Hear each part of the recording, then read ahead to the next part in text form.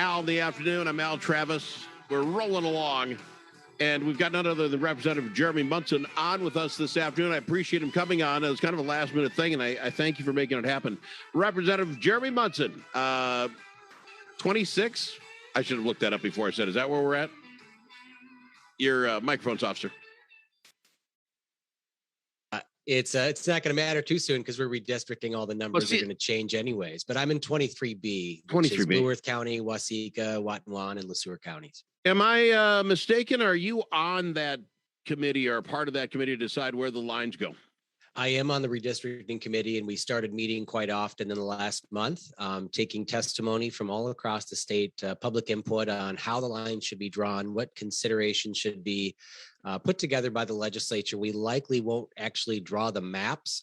For the last many decades, the courts have drawn the maps, but the House and Senate have come to an agreement on some principles, some guiding principles on how we should be drawing the maps. But honestly, guide me here because I'm not a smart man. Guiding principles. You have a state of 5.5 million people. Everybody has to have the same number, right? I mean, you got to. How hard is this? Draw a pie-shaped thing and then go a little smaller. How am I missing that this is some huge thing to figure out? Well, a lot of the testimony that we've heard so far has been from people saying that they don't want their counties divided. They don't want their cities divided. As far as I'm concerned, it doesn't matter if the legislative districts go right down Main Street. If you have two legislators in St. Paul fighting for you versus one, it's better. It's better in more voices, more, just different opinions at the town halls to talk about issues. But so many people don't want their communities divided. And then also we have people that have common interests. We have people from different minorities not wanting their ethnic groups divided. And so they want things to be kind of gerrymandered around those lines. See, and then you complain when some guy's got some weird horseshoe-shaped district that he's got to drive twice as far as everybody. It just gets, for the common guy, it's like, do the circle, split it up even, and let's move on. I mean, it should not, like you say, if it goes right down your neighborhood, one side of that, I got two guys to talk to. I don't think that's so bad. All right, fair enough. So when will that, you're hearing testimony, which that's funny. Let's just talk about the lines. Okay, so you're getting the testimony. When do you have to have that stuff done? Well, I mean, ultimately, we need it done by the time people file for office next May. I would hope to have it done by the time, caucuses come around in February and March, but I don't know if that's going to happen. It's going to be kind of down to the wire, and there'll be a lot of arguing back and forth. I mean, and to be clear, my number one principle is I think the district should be as square as possible, and every change to that line to make it a different geometric shape should be justified. And so, especially when we get to the congressional districts, I feel like we should just draw a straight line across the state and then bring that up from the bottom of the state until you hit the magical number and then draw a line. Yeah, what folks don't know on the congressional, I don't know, I want that Stauber up there. He's got 28 counties, 29 counties, some crazy number like that, or it's on the western side now. It's like, that's crazy. And then you get saying congressperson in the cities has two. The amount of districts you can cover is really nuts. Well, it's important to have the same number of people in each district, sure. And that's what makes it fair. Yeah, fair enough. Let me ask you this, though. You think you'll get it? Would, to me, the earlier you get that done, and I'm pushing you, earlier you get that done, the better chance of getting good qualified candidates. If we get to the 1 month before we have to, get in, some folks are going to hold back and say, well, I don't even know if I fit in a district yet. You'll be in some districts. We don't know. You know what I'm saying? The earlier that can get done, the better the whole process is. Am I correct? Well, you're right. I mean, I would say if people are interested in running for office, plan to run. And it doesn't matter how the districts are drawn. I know there's a lot of consideration taken by the legislature that they don't, or the courts, that they don't want to put two legislators into a same district. But, I say tough. It doesn't matter. We shouldn't care where legislators live. We shouldn't be trying to redraw the line so people stay in their districts, or we can put people that don't live in their districts back in. Let's just draw the lines. I get that. But if you're a big Democrat and you always want to be in office, well, the last thing you're going to do is go and try to take the Democrat if that's where you get, seated, So I get the idea. My point is it just shouldn't be this complicated. It's amazing how much input you need. But not necessarily you, Mr. Munson. So thank you for bringing it up. Let me ask you about this mandate for vaccines. Anybody have any idea how this is going to affect Minnesota alone? How many government officials we have and all of that? How is this going to affect Minnesota? Well, there's a lot of people impacted. I want to be really clear. The presidential executive order, which is mandating that all businesses over 100 employees have to require this vaccine of their employees. I'm not supportive of that. I don't support the mandates coming down from government. There's also major pushback against businesses who are on their own or were on their own doing this mandatory vaccines for their employees. And I put out a pretty extensive poll, 10 questions, actually 11 question survey, asking people how government should be responding to these individual situations, because every business is unique, every situation is unique, and we all we have to respect employee rights, but we should also be respectful of private employers and how they want to run their business, and understand kind of the free markets would respond to that. Well, work with me around this. Big thing got very convoluted is when they came up with these thing called HIPAA laws. That my medical information is my medical information between me and my doctor, and he's got to go through 3 sheets of different papers and 3 sign-offs just to hand it to the next guy over on the list. How is it that my employer now literally can know if I'm vaccinated or not? It's like none of it's. I have to share it, or I'm fired, or I got to get a swab up my nose once a week. How is it that they can get around these HIPAA laws about what my personal medical is? How is that even possible? And then the governor, how can he set up a phone app? This seems ridiculous. I don't even know how in the world can the state say it's a HIPAA law, but not if it's on your phone. Yeah, well, the phone is certainly concerning, and I want to be clear: HIPAA isn't just about data privacy. HIPAA is actually more about patient portability of records and allowing you to transfer records with ease. The Minnesota has its own Data Privacy Act. In fact, Minnesota is the only state in the country that has laws in place above and beyond HIPAA to protect data. But keep in mind, all these mandates we have COVID now. You're saying we're throwing that out because of COVID. Now you put it on your phone, and the state and your employer and the government can say, do you have the shot or not?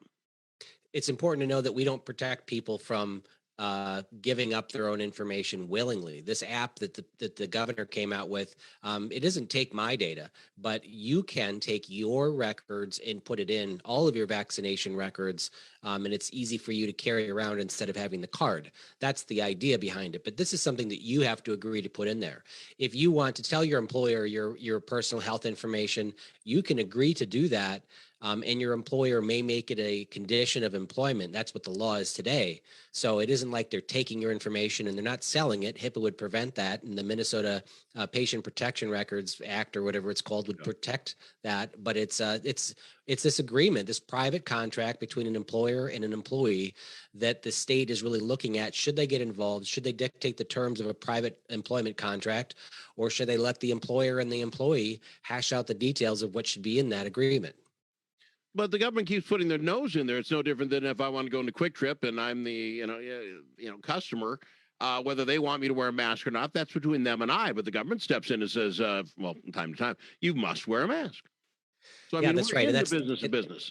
And that's where I like to push back and say that's none of the government's business in determining, some of these private agreements. The problem is when government incentivizes or puts their thumb on the scale or says they're going to withhold Medicaid or Medicare reimbursement money unless the hospitals or nursing homes do something, then government's getting involved and we need to push back. But in this poll that I put out, I laid out scenarios that, perhaps you retire from the factory because you've got COPD, you've got lung condition, but you still want to work, and maybe you want to open a bookstore and hire 10 employees, but because you have a very compromised immune system and a lung condition, should it be your right to say to the employees, I don't want to hire somebody unless they agree to be vaccinated for the flu each year, and if there's other respiratory illnesses that we can vaccinate for, that you would agree to that? And if the employee agrees to it and you agree to it, the government should respect that decision and not say that you can't do that and that you must hire employees who are not vaccinated. So that's the disagreement right now between some Republicans is, how does government grow and mandate these things of employers, or do we let the employers work out agreements with their employees? I've worked for a major bank that required me to be vaccinated every year to get the flu shot as a condition of employment. I agreed to that. Never got the flu shot before or since, but that was what I agreed to. And it was because they want to mitigate the costs of having a percentage of their staff out at the same time. I worked on stock trading floors with 1,000 people. They should have the, role in mitigating that. If we take away their ability to mitigate those risks, then is the taxpayer responsible for paying for grounded flights for Delta Airlines or Well, losses for what is certain that quote companies? unquote contract? Only to push back a little bit. That quote unquote contract. I work for this company. We've had this deal going right along for years now. COVID comes along. That wasn't part of the deal. I never said that I'd take the COVID shot. And I'm speaking for whoever, Yep. person B. All of a sudden, the employer has the right to, well, I renegotiated. We're done now. And I'm out on the, you know what I'm saying? Yeah, and Right that's to work. the great point is that, and I did that in my poll saying, should new employees be, can businesses require new employees to have this? Can they renegotiate the existing contract? Because Minnesota, in fact, 49 states are at will states, meaning you are not contractually obligated to stay at your employer, and your employer can let you go at any time for no reason. And obviously, there's some stuff like you can't fire someone because they're different race or religion or sexual orientation. There's some protected classes, but they don't need a reason to fire you.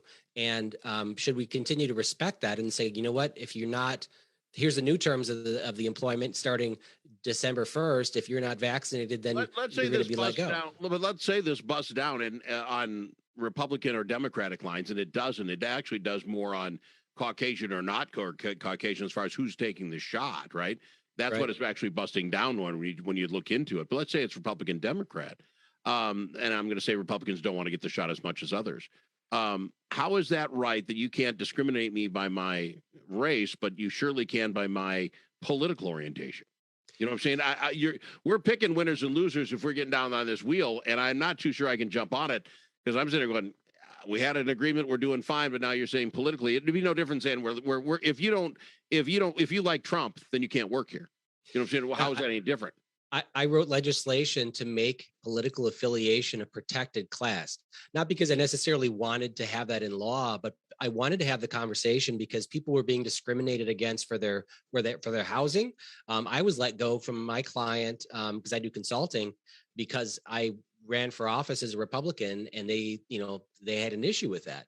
So we could have that conversation. But my problem is when you create a protected class, whether it's for vaccinated, non-vaccinated, Republican, Democrat, now you grow government so that they're involved with all of the hiring decisions, the promotions, the compensation, and everything else in getting into the business of private entities. And do we want to go that direction as conservatives, or do we want to say, you know what, if 5% of the population says I'm not getting vaccinated, you'll have to fire me, employers are going to back off. And we already see a lot of hospitals and clinics that are respecting people's religious exemption that they apply for. And I think we're going to see things work out. But there's a big debate over this. And I mean, I don't like the mandates, but I want to legislatively figure out what the correct answer is. Fair enough. We got to go to break, sir. Let's we come back real quickly, talk about that $250 million that, in my opinion, does not get spent. We talk with Representative Jeremy Munson next.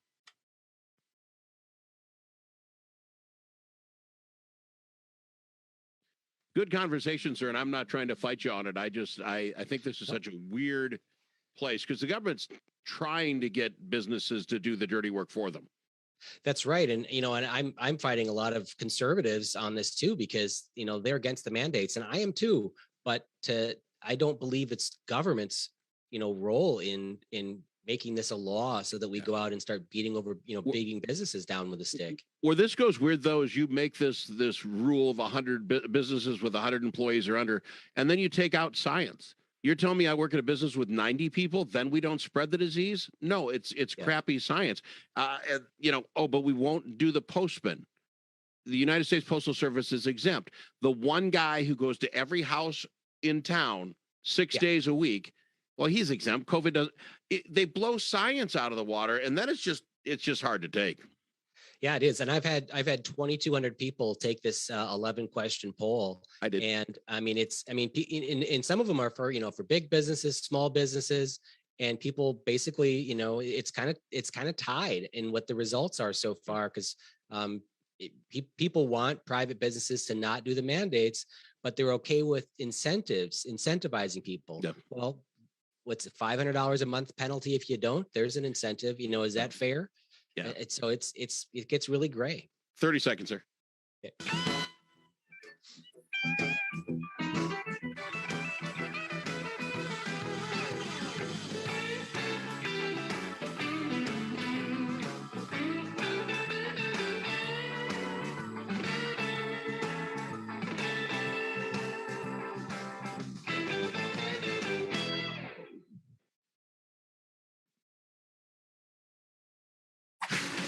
in the Afternoon, the last place you can go and hear all sides. Respectful, thoughtful, and grateful. Not too sure that we're going to be able to get all this done here in the next 5 minutes, but let me give it a shot. $250 million from the federal government was coming here to give out to first responders, folks that were really hurt by COVID. That's interesting in my book when as many people were hurt as not. A task force put together, Republicans, Democrats, folks from the governor's office. They got to figure out how to spend $250 million. They have yet to do it. The Republicans are tying in Jennifer Malcolm to this, which I find interesting. I say it doesn't get done, although I did see that Senator Housey said, we're one step closer. Your thoughts, Mr. Bunson, is there any chance this $250 million gets spent by the end of the year? Well, just to be clear, there's $1 billion sitting on the governor's desk that he can spend how he wants. The Republicans agreed to take $250 million of that to give away to people to literally just buy votes for people who were unions and stuff that were wronged by both parties. I think that the people that were denied the right to work last year are the most significantly impacted, and they're getting nothing here. But it's amazing when government fails to be able to give away taxpayer money and can't come to an agreement. The bottom line is Democrats want 4 times as many people in the group, and that means everybody would get a check for a couple $100. Republicans want to narrow it down to give people at least $1,000 check. But in the end, the threat that the Senate will fire Malcolm or that the Senate will attach legislation that prohibits vaccine mandates is a pretty strong threat. And so we may not have a special session in the end.